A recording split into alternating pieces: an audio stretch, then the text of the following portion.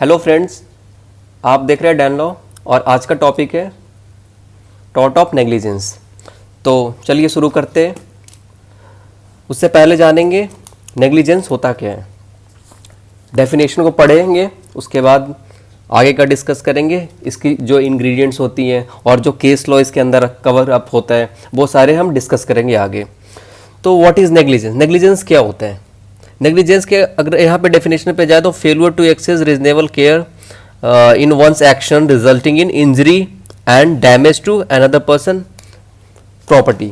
किसी की प्रॉपर्टी को नुकसान करना, किसी की प्रॉपर्टी को डैमेज कर देना नेग्लिजेंटली। जो आपकी ड्यूटी दी गई है आपको करने की, वो ड्यूटी आपने नहीं किया, तो वो अगर आपने नहीं किया और जिसके वजह से किसी को नुकसान हो जाता है तो वो नेग्लिजेंस के पार्ट में कवर होगा। बाकी इसके बहुत सारे तीन इंग्रेडिएंट्स होते हैं जो कि मैं बाद में बताऊंगा जब वीडियो के आगे डिस्कस करेंगे। इन एवरीडे यूज हम देखते हैं like a word negligence denotes mere carelessness, or in a legal sense it signifies failure to exercise a standard of care which the doer as a reasonable man should have exercised in circumstances. Okay, ऐसा होता है कि एक reasonable man के पास जो दायित्व दी जाती है वो उस दायित्व को नहीं निभाते हैं, जिसके वजह से किसी को नुकसान हो जाती हैं, तो उस नुकसान की भरपाई उसे करना पड़ता है जिसने इसकी गलती की है। सो आगे यहाँ पे पढ़ते हैं what is negligence. Negligence is a breach of duty. अभी मैंने कहा था ये ब्रीच ऑफ ड्यूटी है, caused by the omission to do something which a reasonable man guided by those consideration which ordinarily regulate the conduct of human affairs would do, or doing something which a prudent and reasonable man would not do। मतलब एक ऐसा conduct है जो कि मतलब regulate किया गया है, पर ऑर्डिनरली कोई एक प्रूडेंट मैन, वाइज मैन, जो रीजनेबल मैन होता है वो नहीं कर सकता, लेकिन वो कर देता है ऐसा, तो वो नेग्लिजेंट में कवर किया जाता है। जो मतलब ब्रीच ऑफ ड्यूटी हो जाती है, जो ड्यूटी आपको दी गई, ऑब्लिगेशन दी गई है, वो ऑब्लिगेशन आप नहीं कर पाए। आगे आते हैं। Actionable negligence consist in a neglect of the use of ordinary care or a skill towards a person to whom the defendant owes the duty of observing ordinary care and a skill by which neglect the plaintiff has suffered the injury to him the person property। okay, जो person property नुकसान किया है आपने, जो plaintiff ने जो injury suffered किया है उसके लिए डिफेंडेंट लाइबल होगा, क्योंकि प्लेंटिफ तो कोर्ट जाएंगे, वो कहेंगे जी हमको इंजरी हुई है, हमें इंजरी दिलवाइए, जो डैमेज जितना हुआ है वो डैमेज मुझे चाहिए। उसने डैमेज क्लेम किया कोर्ट जाकर, कोर्ट ने उसको कंपनसेशन दिलवाया डिफेंडेंट से, ठीक है, अगर नेग्लिजेंस अगर प्रूव हो गया तो। विनफील्ड की डेफिनेशन यहाँ पे कह रहा है negligence as the breach of legal duty. एक लीगल ड्यूटी की ब्रीच है, it's not like a breach of moral obligation, social obligation, और no any social moral obligation required here. So negligence as a breach of legal duty to take care which results in damage undesired by the defendant to the plaintiff, undesired by the defendant to the plaintiff. Okay, defendant करता है और plaintiff को injury होती है, सो plaintiff agree party होता है जिसको injury होती है, तो प्लेंटिव अगर कोई नुकसान होती है प्लेंटिव की तो वो भरपाई कोर्ट दिलवाती है डिफेंडेंट से। सो ऑस्टिन में आते हैं। Negligence thus in case of negligence a party performs not an act to which he is obliged he breaks positive duty. ये भी आप याद कर लेना, ये याद करने की चीज़ है और इसको आपको याद कर रखना पड़ेगा। आगे आते हैं। Negligence has two meanings in law of torts.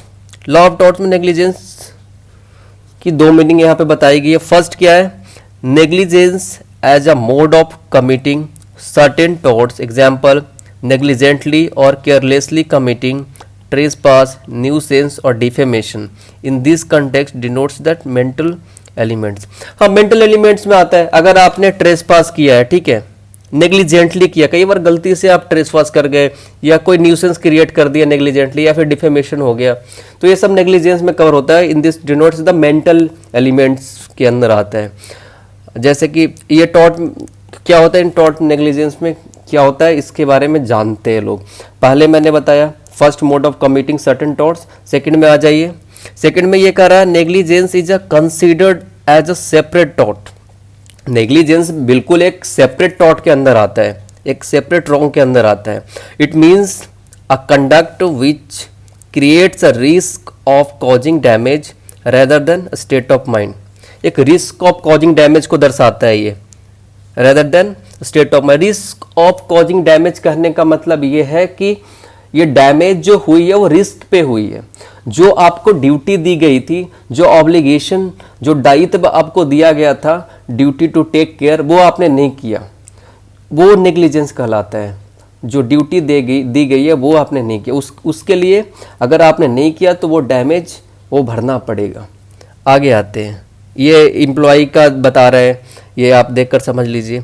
आगे आते हैं, एसेंशियल्स ऑफ नेग्लिजेंस। नेग्लिजेंस की क्या क्या एसेंशियल्स है?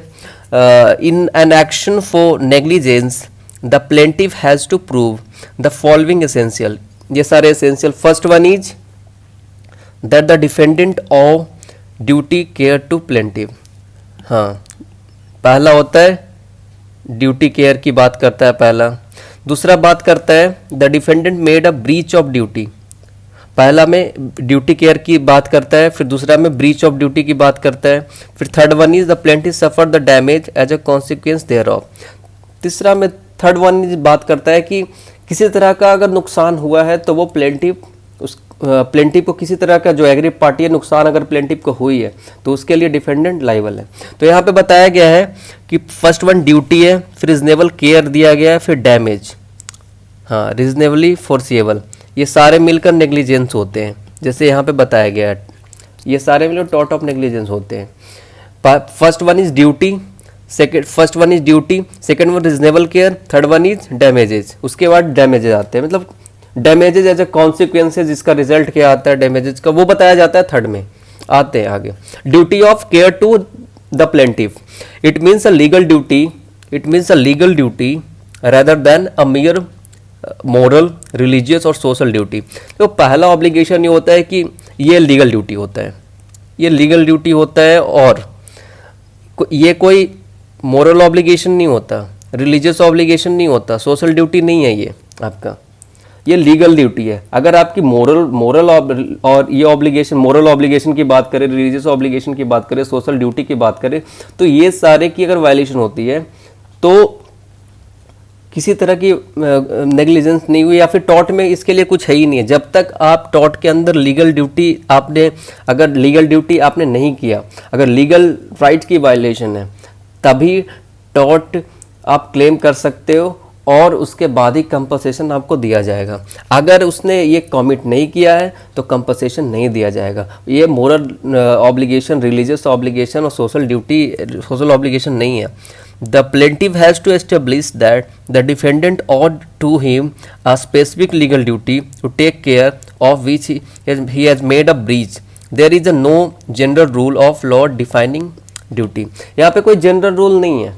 अगर यहाँ पे मतलब ब्रीच हुई है लीगल ड्यूटी की, अगर कोई स्पेसिफिक ड्यूटी किसी को दी गई है और उस ड्यूटी को वो नहीं निभा पाया तो ये लीगल ड्यूटी है। इस लीगल ड्यूटी को अगर उसने नहीं निभा पाया तो ये तो बिल्कुल ये है कि इसमें कंपनसेशन देना ही पड़ेगा अगर किसी तरह का नुकसान हुआ है तो। Breach of duty means non observance of due care which is required in a particular situation.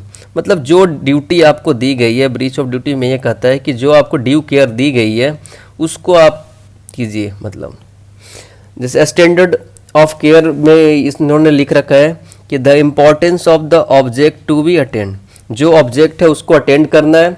Magnitude of risk को देखा जाता है, रिस्क कितना है इसमें। और third one is the amount of consideration for which services etcetera are offered.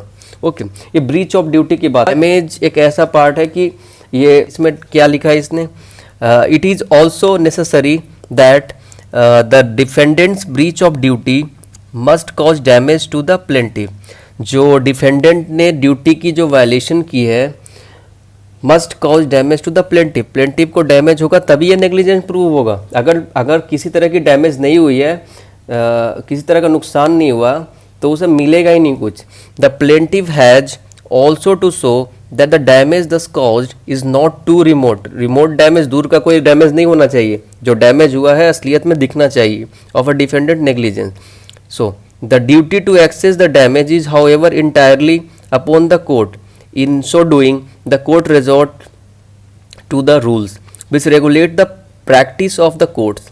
The court, it is held, has to decide and determine every question which would ultimately enable the parties to obtain the final judgment in case of question such as the proper measure of damages to be applied, reportness of damages, and the amount which the plaintiff accurately entitled. Means there should be a proper damage which should be seen. There is no requirement of remoteness of damages. Okay. Proof of negligence, proof of negligence की जो proof होता है, क्योंकि proof बहुत ज़रूरी है. If you don't have any proof of negligence then defendant will be not held liable for that and they are not going to pay the fine. Okay, it is decided by the court. So the res ipsa loquitur, what is res ipsa loquitur? So as a general rule, it is for the plaintiff to prove that the defendant was negligent. The initial burden of making out at least a prima facie case of negligence as against the defendant lies heavily on the plaintiff, but once this onus is discharged, it will be for the defendant to prove that the incident was the result of the inevitable accident or contributory negligence on the part of the plaintiff. If the plaintiff is not able to prove the negligence on the part of the defendant can be not made liable.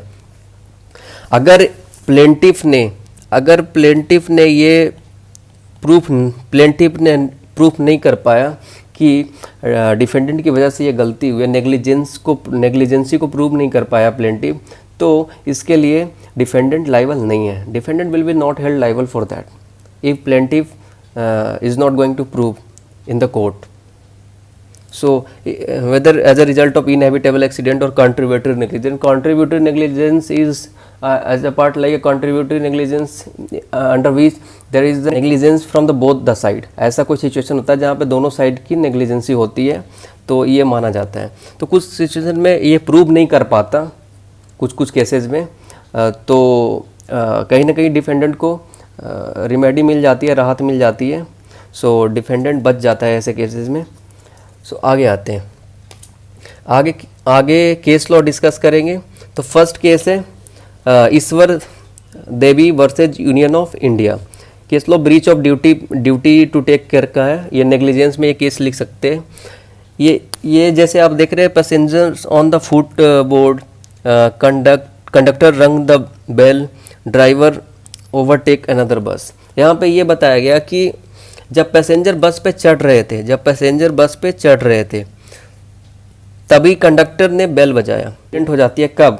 जब driver दूसरे बस को overtake करती है. जब driver दूसरे बस को ओवरटेक करना चाहती है, पर वहाँ पे क्या होता है, ओवरटेक जैसे ही हुआ तो पैसेंजर जो यहाँ पे थे उनकी जब दो बस एक दूसरे में टकराती है तो उसके बाद क्या होता है, इंजरी हो जाती है. तो इसने टॉर्ट ऑफ नेग्लिजेंस इनको मिला.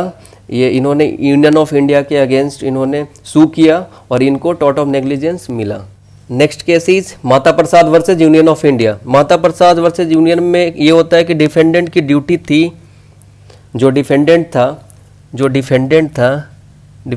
था उसकी ड्यूटी थी कि वो जो गेट कीपर था, वो गेट कीपर की ये ड्यूटी होती है कि वो गेट बंद करे. यहाँ पे रेलवे ट्रैक क्रॉस हो रही है, यहाँ पे एक गेट होती है, वो गेट इसने बंद नहीं किया.